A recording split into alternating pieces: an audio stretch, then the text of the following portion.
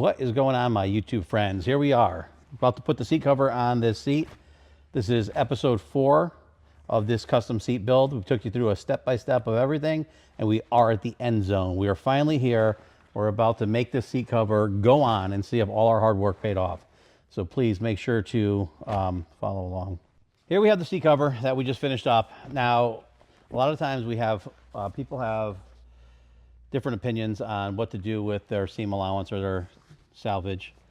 On certain times I like to trim it. And the reason on this one I like to trim it is if you look as you're going around, you don't really, unless you watch these videos, you haven't seen what we were doing. But whenever you're doing rounded stuff on seats, sometimes it could be tricky. It puts puckers in it. You see those little bumps? You see those in there? And those are just basically because the material is bunching up as it just goes around.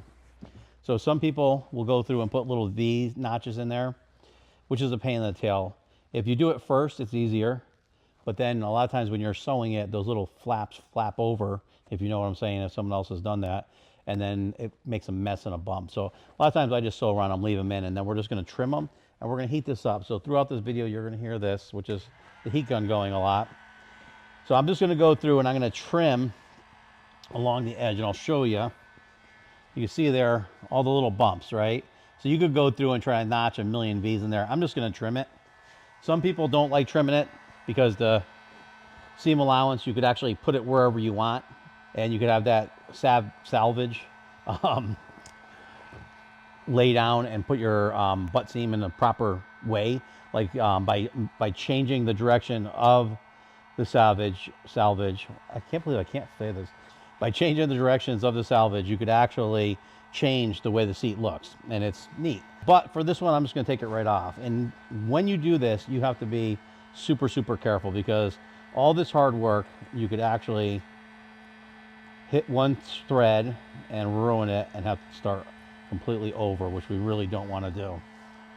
So I'm just going to take my time here, and I'm going to cut. And you always want to make sure to look at both sides of your skizzers, because sometimes it's deceptive. You'll think you're far away from the thread on this side, but you might be close on the other side. So this is where you want to take your time and make it right. All right, heat gun's going, so that's a good sign. That means we're getting moving here. I just put that little badge that I showed in one of the other videos, the Harley badge. It's a cool little badge, but it's pain in the ass. So they have these like really tiny, like, I don't know, 16th inch blind rivets on it. So, and they're hardened steel, so it was a little bit of a bear to get out. But we got it out. We got it back in. I didn't show you that because I didn't think I'd be able to do it. So now I just tucked we had sewn a flap on here. Well, the flap was permanently on here. I just pushed that in there. We trimmed what we need to trim. Now I'm going to stick the backrest pouch down the hole. We'll pull it down a little bit. I'm going to open up the foam. Tuck this in there out of the way, nice and tight. We'll tuck this down here. Okay, pull it down a little bit. You never want to really over pull anything when you're first putting it together. Now we're going to heat it. I'm going to start heating this up. We want it nice and warm. You hear me always say, it's too hot for your hand, it's too hot for the vinyl, so keep your hand right on there. Also, whenever you're doing bike seats and you create this little pocket, if you force air in there, you got to be careful, because the heat magnifies in there and it gets hot real fast, so you got to be careful. And the last thing you want to do is at this stage mess up. It smells nice. It smells like a pool, and it's warm, which is even nicer. All right, so I got the centerpiece in. I got those tucked in. This is in the rough position. I'm just gonna bring this right to where I want it, bring it around, and I'm just gonna roll it over. Some seats are harder than others, because if this has like the reverse transom, like a boat, where it goes really far in, sometimes the bottom of the seat covers are smaller than the top, so it's harder to get around. This one kind of went around nice, which is a good sign. So we have wrinkles here. We're not really at the stage where I should be worried about them, but I was worried about this, so I'm going to play with this a little bit. Get it warm, stretch it over, get this warm, stretch it over, get this warm. Now, even though we tuck the tabs down to pull through, that gets stapled to the bottom, I'm going to not worry about those. I want to get this area up front nice and warm. Nice and warm. And then we're going to bring this up and around.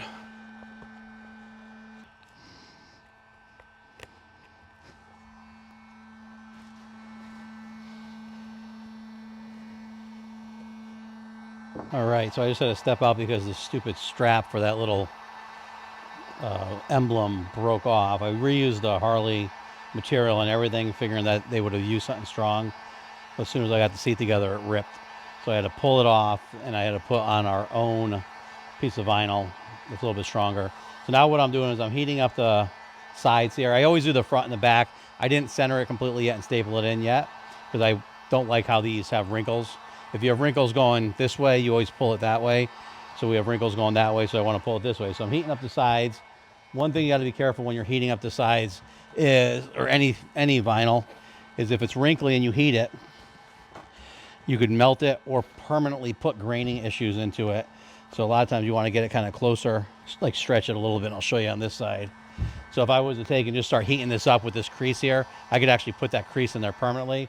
So you want to try to, I'm working backwards here, get it down a little bit closer where it has to go. And then we can start warming it up. We don't have any big creases in here. And you're always feeling you got your hand there. You're warming up the vinyl. You do not want to melt it. I know people who watch a lot of our videos, they sound like a broken record, but better safe than sorry. Now pull it a little bit more, a little bit more. I got to get this area down and around. So now you can see this stitch here is supposed to be underneath here. So now we can start working it left to right and making it look a little better. Still not worried about the pouches. I am worried about this puffiness up here, which is going to go away in a second. So now I'm going to go through and pull the front, make sure it's center. I'm going to take my center point of my vinyl and put it on the center point of the Harley. A lot of the new seats actually have a center line in there. You could actually see it embossed into the seat pan itself. That's a good reference. If not, you got to go old school and take a ruler and measure it. Oh, you son of a... All right, so do you ever get that feeling that somebody is trying to stop you from finishing a seat? The power just blew out. One of the fuses just went. It turned out our other heat gun shorted out, and this one's on its last leg. You know what's funny about these heat guns is we went through a phase where I was buying a ton of heat guns. I bought Matco, Snap-on. We bought them from like Napa, and they would just burn out. And I got the Harbor Freight ones, and those burnt out. But I noticed that they didn't burn out. They all burnt out at the same time, just really quick. And then all of a sudden we grabbed this style, the cheaper ones from Harbor Freight, and we've had these for years now, and one of them just burned out. But I don't think it was actually the gun. I think it was because someone cut the cord and rewired it wrong. Yeah, it was because I had to rewind it. Louis just copped to it. It sounded like you were talking to someone. I was like, is he talking? It's just the camera. So obviously we abuse these things. But what's funny is for the price, these have lasted way longer than the expensive ones. And I say some of the expensive ones are like $80 to $150, and these are probably like $20 or $30. So link will be in the description. Okay, let's get this warm before this melts. Because by now, after I had to go and pop all the fuses and do all that, everything cooled down. Let's get nice and warm now. So I'm gonna get this warm. What we're gonna do is we're gonna put our center staples in. And I don't know if I already said it because I'm so confused at this point, but we're using all stainless steel staples on this so that the seats don't rust out. The staples don't rust out. Okay, so let me go through and staple it.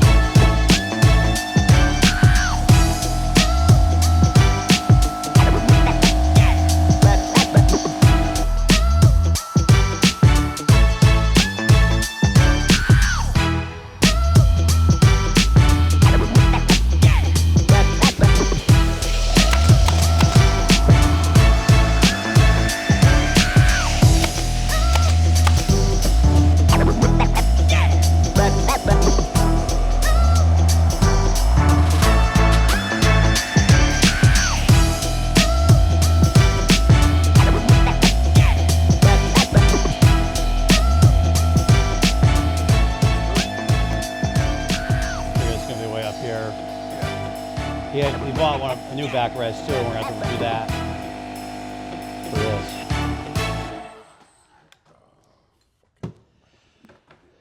Makes the computer pop too. Okay, so you've pretty much seen me do everything wrong on this seat. Everything that could have went wrong during the seat, but we finally got it done. So it's a big, great feeling to complete something. So hopefully this video helped you see a little bit along what we do through the process, and then subscribe to our channel because we're going to be doing a lot of these. And you'll see lots of seats, lots of different ways, and you'll see how all the similarities are totally different. So thanks for watching.